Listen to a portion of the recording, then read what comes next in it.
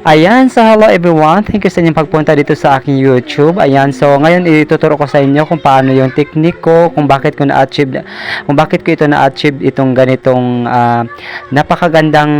napakaganda at saka napaka-shiny. Ayan, so ituturo ko sa inyo guys ha.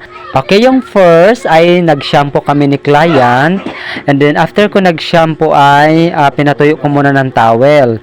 So after ko nagpatuyo ng towel sa kanyang buhok ay nilagyan ko siya ng cream number 1, yung pang-rebond. And then after ko binabad ko muna ng 45 minutes kasi hindi naman siya kulot, pero kung kulot 1 hour. So after that, winaswasan ko ulit and then blower plancha.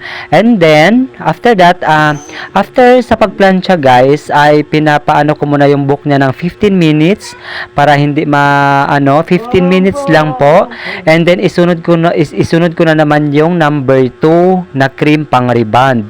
And after that is 30 minutes to 45 ang babad. And then pag nabanlawan na po yung number 2 cream, ayan, ng pang rebond number 2.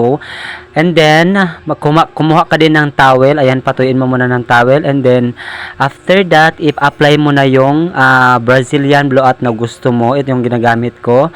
And ibabad mo ng 30 minutes to 45 minutes. Ayan, mas maigi kung naka-plastic bag po.